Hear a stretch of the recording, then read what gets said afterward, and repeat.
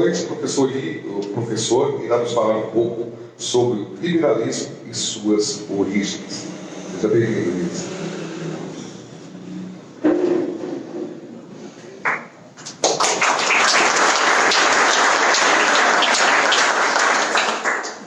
Vamos lá, cuidado. Eu não sei falar, depois de tantos anos dando aula, eu não consigo falar sentado. Então, peraí, não vou derrubar nada. Não, pode deixar. Tá, obrigado. Olá, boa noite, tudo bem? Tudo bom? Vocês estão bem? Tudo bom? Eu vou falar sobre liberalismo hoje. Eu não vou falar de teoria, não, fiquem tranquilos. Eu vou incomodar vocês com teoria política, histórias chatas. Eu vou contar uma história. Uma história bem antiga. Uma história mais antiga do que nós. E quando eu digo que é uma história mais antiga do que nós, eu não estou falando de nós nessa sala. É mais antiga do que a espécie humana. É mais antiga do que o Homo sapiens. Mais antiga do que o Homo erectus, do que o Homo habilis. Então, como vocês podem ver, é uma história muito, muito antiga. Os ancestrais, os nossos ancestrais, já eram mais espertos do que os outros animais, do que os outros mamíferos. E em algum momento, ninguém sabe direito quando, ninguém sabe direito como, e com todo respeito a quem segue uma dieta vegetariana, mas por algum motivo, em algum momento, eles começaram a consumir carne. E isso foi aumentando o tamanho do cérebro. Eles já eram mais espertos e foram ficando cada vez mais espertos, e conforme consumiam mais carne, eles iam ficando mais espertos. Isso gerava um reflexo estranho, uma consequência estranha, a de que eles dependiam cada vez menos do instinto e cada vez mais daquela inteligência que estava aumentando. Isso, por sua vez, gera um outro reflexo, mais curioso ainda. O filhote daquele manídeo demorava cada vez mais tempo para ficar pronto, cada vez mais tempo para ter um mínimo de autonomia. Se vocês forem pensar no filhotinho de uma gazela, por exemplo, ela já nasce pronta, né? Ela já nasce ali, já sai correndo e corre quase tanto quanto a mãe. E ainda bem, porque senão ela ficava para trás do rebanho, e o rebanho sumia, e ela ia ficar para trás, o leão comia, sei lá. Vocês pensaram no filhotinho de cobra, ela é pequenininha ali, mas ela já tem o veneninho dela para se proteger. Ela é recém-nascida. O filhote do humano leva 8, 10, 12, 15 anos para começar a ter um mínimo de autonomia. E isso gerava, por sua vez, uma nova consequência, um novo reflexo, bastante curioso também, de que, parecido com outras espécies, mas por um tempo muito mais longo, era preciso haver divisão de tarefas. Um precisava ficar cuidando do filhote, e o outro precisava correr atrás de comida, e o outro precisava correr atrás de água. Legal, muito curioso, mas isso tem a ver com o liberalismo. O que esse cara está falando? Tem tudo a ver. Tem tudo a ver. Porque conforme se dividia tarefas, os humanos foram percebendo que em conjunto era muito mais fácil de sobreviver. Conforme eles dividiam tarefas dentro daquele núcleo mínimo de homem e mulher, eles foram percebendo que dentro do clã, do resto da família, também era mais fácil de sobreviver se eles dividissem tarefas. E qual era a forma de dividir tarefas? Uma coisa chamada colaboração voluntária. Uma coisa que só o intelecto permitia. Alguns animais também trabalham em conjunto. Alguns caçam em conjunto com grande eficiência. Mas divisão de tarefas era uma coisa que só os humanos faziam. E com essa divisão de tarefas e com a colaboração voluntária, em alguns casos foram surgindo excedentes. E aí sim, uma coisa que só os humanos fazem: troca. Tem vários animais que usam ferramenta, ao contrário do que a gente aprendeu na escola, que só os humanos usam ferramenta. Tem um monte de animal que usa ferramenta, né? O macaco usa o coquinho ali, ele quebra o coquinho com pedra. Tem, né? Até corvo usa o palitinho ali para pegar o bichinho dentro da água. Só os humanos fazem trocas. Então, conforme esses humanos iam progredindo, eles foram percebendo que se eles caçassem 5 em conjunto, eles conseguiam muito mais caça do que cada um dos 5 indo caçar isoladamente. E eles foram descobrindo que algumas pessoas eram melhores em determinadas tarefas. Aquele cara que era maior e mais pesado, ele era ótimo para dar o golpe final. Mas aquele outro que era mais leve, ele era mais ágil e corria melhor atrás, né, da caça. Algum dia alguém machucou o pé e falou: olha, você fica em casa, então você fica na aldeia e você fica só pegando água, porque caçar você não vai conseguir. E aí eles descobriram que o sujeito que ficava só pegando água, ele pegava muito mais água se ele passasse o dia inteiro fazendo isso, do que se cada um fosse caçar sozinho, depois voltasse e pegasse água sozinho. Ele descobriu: nossa, se eu só fizer isso o dia inteiro, eu pego muito mais água, eu consigo muito mais água do que isoladamente. E ao passar do tempo, eles foram percebendo que isso acontecia com tudo. Era muito mais fácil se 10 pessoas se juntassem e construíssem 10 casas, uma de cada vez.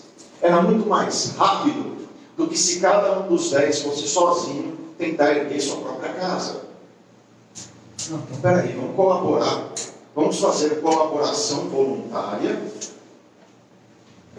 E aí nós vamos conseguir muito mais caça, muito mais água, muito mais e melhores abrigos. Só os humanos faziam isso. Só os humanos construíam abrigos. Só os humanos desenvolviam técnicas diferentes de caça, que eventualmente geravam excedentes. Isso foi valendo para aquele núcleo familiar mínimo, e depois passou a valer para a família inteira, para o clã, para a aldeia, e depois entre aldeias. E em algum momento, o sujeito estava lá com um pedaço grande de mamute, ele viu alguém de uma outra aldeia, e viu a ponta de lança do sujeito, e falou: nossa, essa ponta de lança é muito melhor do que a ponta de lança que eu faço, do que a gente faz lá na nossa aldeia. Eu estou aqui com essa carne sobrando, eu vou trocar com ele. Pegou: olha, fulano, você tem aí essas 6 pontas de lança, eu tenho aqui esse colchão mole de mamute. Você não quer trocar? Não, eu te dou uma ponta de lança, você me dá, não, 5, vai. Me dá 5 pontas. Ou 4, não, chegaram num acordo de 4. Pô, isso aqui, essa carne que eu tinha sobrando é carne demais, é estragar. O cara está com ponta de lança sobrando aí. Pô, eu sou muito bom de fazer ponta de lança, eu sou ruim de caçar. O cara está com aquele monte de carne. É carne com churrasco de mamute a semana inteira. Só os humanos fazem isso. Uma questãozinha de economia bem rápida. Qual dos dois saiu lucrando nessa troca de mamute, carne de mamute e lança? Oi? Como vocês sabem que os dois lucraram? Quanto custa uma ponta de lança? Se você não sabe quanto custa uma ponta de lança, nem um colchão mole de mamute, como é que você pode saber que os dois lucraram? Porque se ele não sabe construir adequadamente, o outro sabe construir adequadamente. A gente não precisa saber o preço. Ambos se beneficiam. Essa é a coisa linda da troca. Terminada a troca, os dois saíram mais ricos do que antes. Na opinião de quem? Na opinião dos únicos que importam, que são os próprios. Não, mas eu acho que uma ponta de lança devia valer 478 gramas. Na opinião dos únicos que importam, que são os envolvidos, os dois saíram da troca mais ricos. Fecha o parênteses. Não decidi falar um pouquinho de economia. Mas o ponto é, só os humanos fazem isso. E percebam uma coisa essencial, uma coisa fundamental. Desde aquela primeira colaboração voluntária, lá do macho e da fêmea, né, antes de eles se tornarem humanos, aí a gente poder falar de marido e mulher, lá do ancestral, do nosso ancestral, percebam que quando eu estou tratando de colaboração voluntária, tem 500 nomes diferentes para isso, tá? Persuasão racional, colaboração voluntária, tem 500 nomes diferentes, todos eles significam a mesma coisa. Agir com o outro com base no quê? Do mesmo jeito que os animais, que usam a força? Não, com base na razão, com base no intelecto. E todos esses outros exemplos que eu vim dando são dessa forma de um humano lidar com o outro, com base na persuasão racional. Chame como quiser, com base na razão, com base na persuasão, com base na colaboração voluntária, todas elas significam a mesma coisa. Essa é uma das formas que os humanos têm de lidarem entre si. E é a explicação de todas essas maneiras que eu falei, de tudo isso que eu falei até agora, de como os humanos lidam entre si. Mas existe uma outra forma de os humanos lidarem entre si. E só existem essas duas maneiras de os humanos lidarem. O humano lidar entre si, eu estou falando o quê? Eu cheguei onde eu queria. Humanos lidarem entre si significa política. O que é política? Não é eleição, não é... Isso é reflexo. Quando a gente fala de política, Aristóteles explicou isso muito bem. O ser humano é um animal político. Significa que ele colabora, ele vive em coletivo.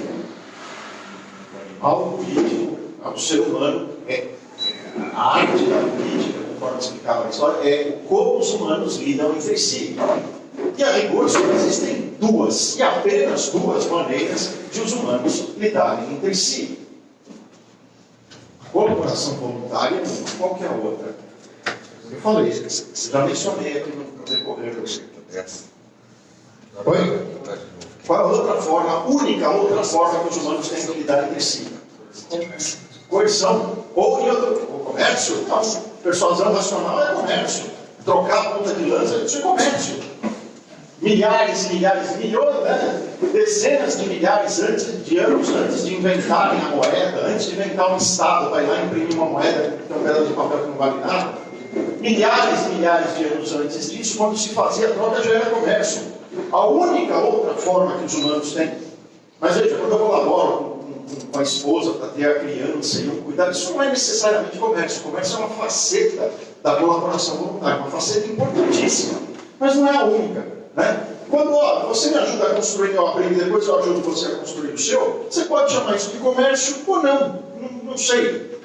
O que eu tenho certeza é que o comércio da troca da ponta de lança com mamute, você cuida do bebê e eu vou procurar água e comida, você me ajuda a construir seu abrigo, eu ajudo a construir o seu, eu não sei se essas coisas são comércio. A última com certeza, as outras duas eu não sei. Não sei, não estou preocupado. O que eu tenho certeza é que elas são colaboração voluntária. A colaboração voluntária é uma das formas que os humanos têm para lidar entre si. Qual é a outra? Coerção. No linguajar mais simples, a gente fala coerção em direito. No linguajar mais simples é o quê? Força, imposição, força, lei, né? A força bruta. Ou, como a gente também conhece, a lei do mais forte.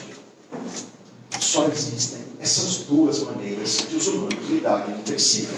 Se você entendeu isso, você entendeu 90% de tudo que tem para ser entendido a respeito de todas as teorias políticas que existem. Só existem essas duas formas dos humanos lidarem entre si. Ou pela colaboração voluntária, ou pela força bruta.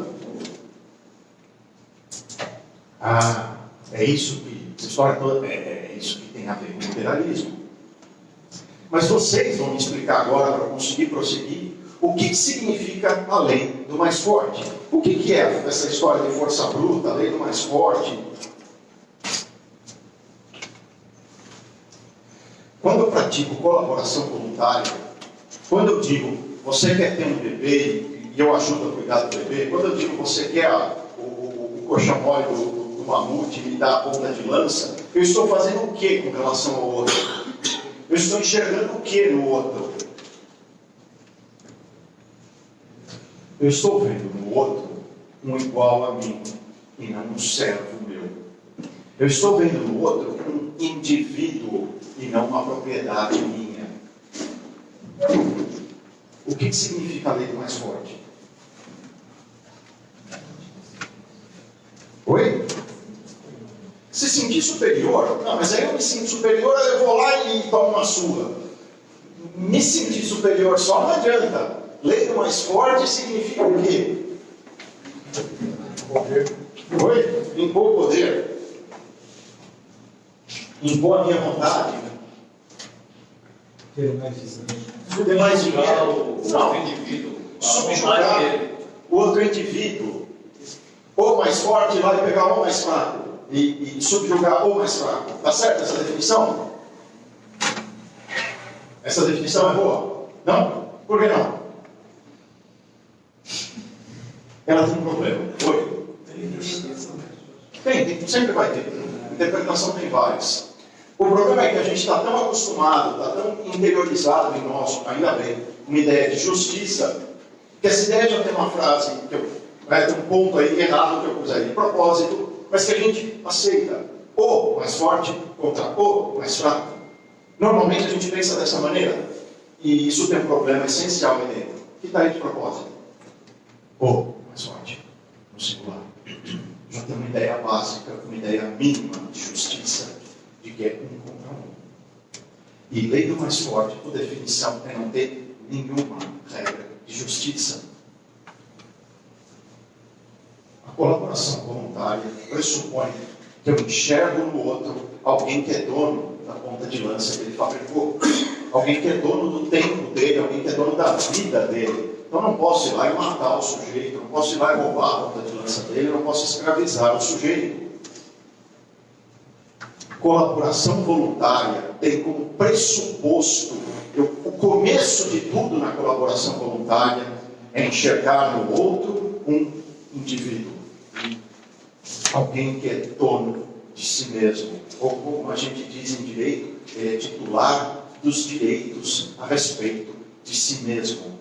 Ele é um indivíduo e, como tal, simplificando, ele é o dono de si mesmo. A partir do momento que eu falo, eu vou oferecer meu coxão mole pelas pontas de lança, significa que eu já parti desse pressuposto, que eu já tenho isso como base. Ao invés de eu ir para cima dele e dizer, eu vou matar esse sujeito, roubar a ponta de lança, eu vou atacá-lo. Quando eu faço isso, eu estou partindo de um pressuposto completamente diferente. O mais forte ataca o mais fraco. Por que eu vou atacar sozinho? De repente ele é mais forte mesmo do que eu. De repente eu apanho. O mais forte? Não. A lei do mais forte significa brutalidade total, significa não ter limite nenhum. Significa não respeitar nada e ninguém. Por que eu vou sozinho? Por que eu não vou em 2, em 3, em 5, em 50, em 500, o coletivo inteiro, o clã inteiro? Por que eu não vou ir coletivamente? Pega as pontas de lança dele. A base da colaboração voluntária é aquilo que, em teoria política, em filosofia, se chama de individualismo. Não tem nada a ver com individualismo naquele sentido que ensinam para a gente que o sujeito que passa por cima dos direitos dos outros. É exatamente o contrário. Quem passa por cima do direito dos outros é um problema de direito penal. O individualista é alguém que assume, que reconhece, que aceita, que defende que cada indivíduo é dono de si mesmo. E, portanto, ele não é nem minha propriedade, nem meu servo, nem uma vida que pode ser descartada. Diferente disso, pautado naquela outra raiz, daquela outra origem, de que eu posso usar a força bruta, de que a força justifica a si mesma, de que se eu sou mais forte, eu tenho direito daquilo, de que se o meu coletivo é mais forte, nós temos direito àquelas pontas de lança, nós temos direito à vida dele, a tudo que ele tiver. A raiz da primeira ideia da colaboração voluntária é a noção de que o indivíduo é dono de si mesmo, ou seja, individualismo. A raiz do uso da força é de que o coletivo, se fosse forte o suficiente, por essa força, a própria força dá ao coletivo o direito de infringir o direito do indivíduo. Essa é a matriz e a base de todas as teorias políticas que existem. A teoria política, por essência, que defende o individualismo, e não há individualismo de cada um por si, é o oposto disso, é a colaboração voluntária. Mas a colaboração voluntária, entendam, só pode existir colaboração voluntária quando eu reconheço no outro um indivíduo, o dono de si mesmo, o titular dos direitos sobre si mesmo. Se eu não reconheço esses direitos, se eu digo que um coletivo é dono desse indivíduo, a rigor eu estou defendendo a força bruta. Essa é a matriz e a origem de todas as ideias políticas que existem.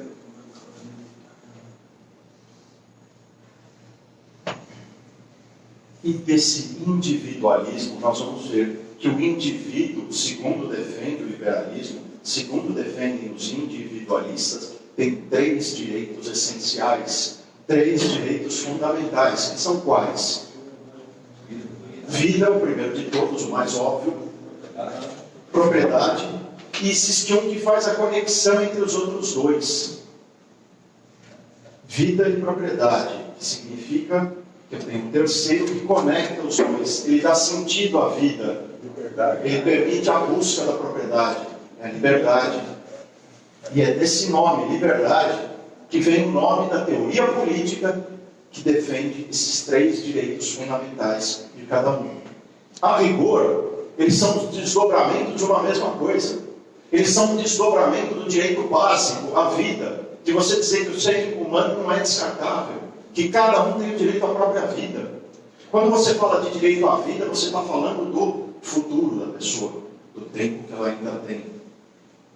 Quando você fala da liberdade, você está falando também da vida da pessoa, mas no momento presente, ela poder fazer aquilo que ela quer com o presente que ela tem. Quando você fala de propriedade, você está falando de novo da vida, mas do passado, daquilo que ela trabalhou, daquilo que ela gastou do tempo de vida dela, produzindo ou parecer jurídico, ou petições, ou pontas de lança, não importa. Vida, liberdade e propriedade. Quando você entende que a colaboração voluntária é baseada no reconhecimento de que o dono, de que o outro é dono de si mesmo, e não um pedaço de carne que eu posso usar a meu bel prazer, nem eu sou um pedaço de carne dele, nem ele é de mim, nem nenhum de nós dois é de qualquer coletivo, por maior que seja esse coletivo.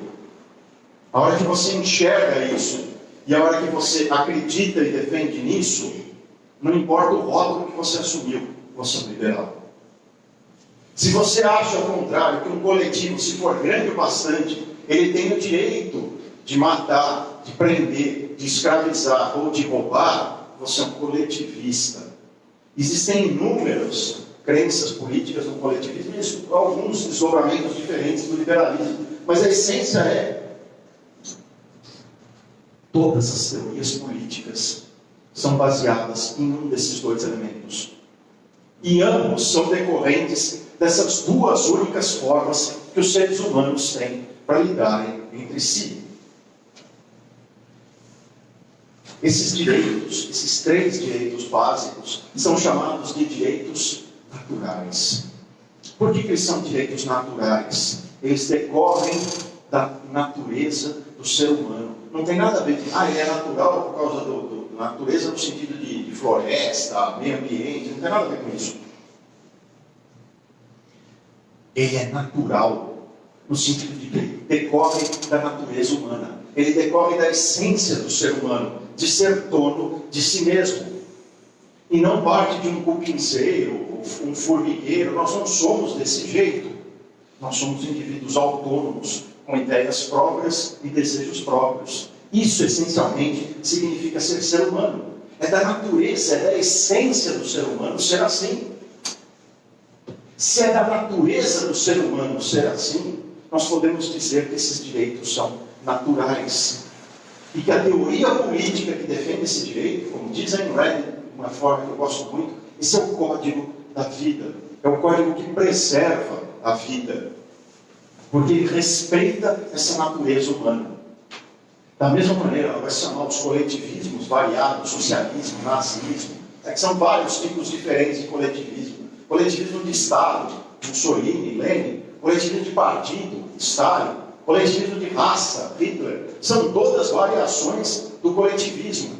E Ayn Rand vai dizer, da mesma forma que o liberalismo é o código da vida, e vejam as sociedades liberais como proliferam, como aumenta a população, como enriquece a população, isso não é por acaso, é simplesmente que você está respeitando o código da vida.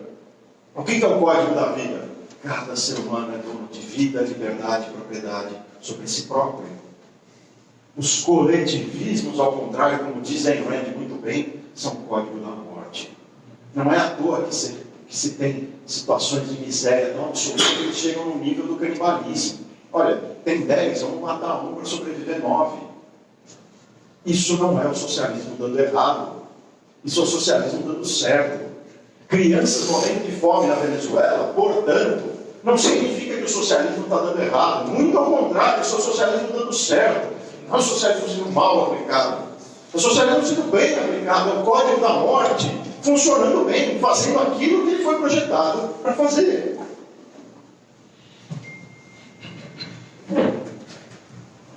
Então, quando você fala, não, o liberalismo, a origem do liberalismo está em Locke, quando ele escreveu o segundo tratado sobre o governo.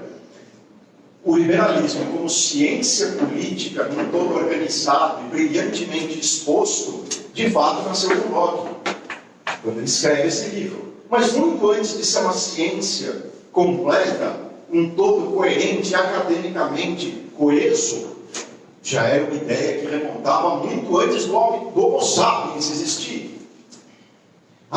Isso remonta à disputa entre Aristóteles e Platão, ali discutindo entre individualismo e coletivismo, entre democracia e o governo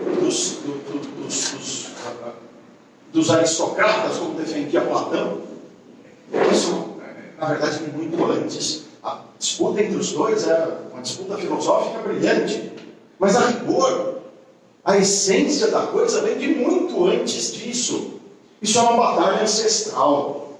Isso é uma briga que vem de milhares e milhares e dezenas, e talvez centenas de milhares de anos, entre aqueles que acreditam que o indivíduo é o dono de si mesmo e aqueles que acreditam que um coletivo, qualquer coletivo, só por ser muito forte, é que é o dono dos seres humanos. Ou seres humanos que compõem aquele coletivo, ou eventualmente até outros seres humanos que nem são daquele coletivo.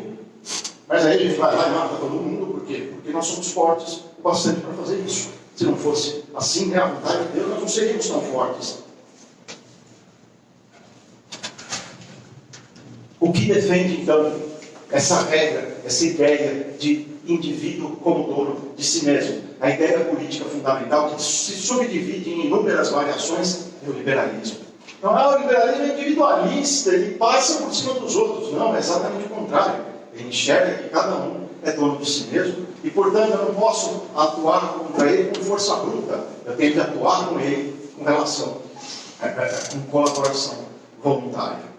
Já encerrando, tenho duas coisas finais para dizer para vocês depois disso tudo que eu falei. Provavelmente é a primeira vez na vida que vocês escutam isso tudo. Provavelmente vocês nunca tiveram acesso a esse tipo de ideia antes. Então, eu convido vocês a estudarem mais o liberalismo. E se for mesmo a primeira vez que vocês ouvem disso, parabéns. Bem-vindos ao seu primeiro passo para fora da matriz. A segunda coisa que eu tenho para dizer: se preparem, porque são muitos deles e são bem poucos de nós. Obrigado.